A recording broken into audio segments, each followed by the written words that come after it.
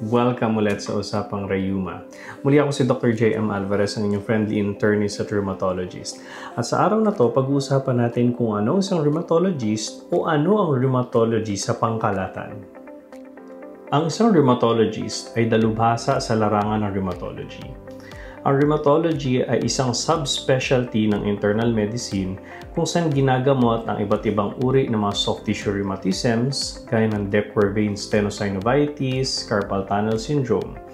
Nandiyan din ang may iba't ibang uri ng arthritis gaya ng osteoarthritis, rheumatoid arthritis, gout, spondyloarthritis, mga connective tissue diseases gaya ng scleroderma, mga autoimmune na mga sakit gaya ng lupus, mga inflammatory myopathies gaya ng dermatomyositis, polymyositis, ganyan din mga vasculitis gaya ng Kawasaki, at ang mga ibang orphan diseases gaya ng adult onset Still's disease.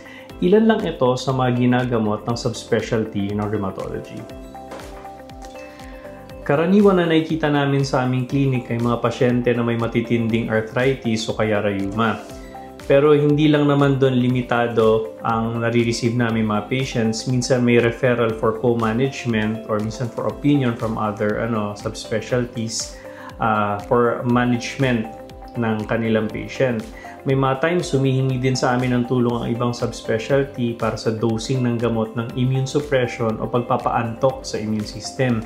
Pag may autoimmune disorder kasing isa, overacting yung immune system. Kaya ang job namin mga rheuma, pinapaantok namin ito para hindi masyadong sirain naman ng sariling immune system ang kanyang katawan.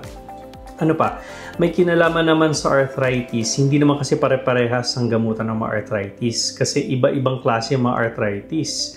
Mahigit 100 klase yon. At kapag nakakita kami mga rheuma na arthritis, ina-identify namin kung anong underlying cause ito at iti-treat namin accordingly kung anong sakit niya.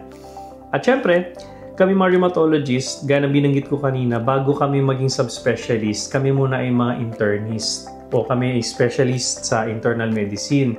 So, ibig sabihin, gumagamot din naman kami ng UTI, ng hypertension, ng pulmonya, diabetes, at iba pa. Siguro ang key takeaway ko lang para sa short vlog na ito ay huwag kayong ma-intimidate na magpakonsulta sa aming mga doktor ng rheuma. Tandaan, hindi porke ikaw ay may rheuma, ikaw ay matanda na. Tandaan na palaging alagaan ang inyong bone, joint, and immune system. Nandito kami mga doktor ng rheuma para tulungan kayo at alagaan ang mga ito. Muli ako si Dr. J.M. Alvarez. Maraming salamat sa panonood ng aking vlog. Quick vlog lang ito, no? So, don't forget to hit that subscribe button sa baba. Okay, so see you around sa next nating episode ng Usapang Rayuma. Bye-bye.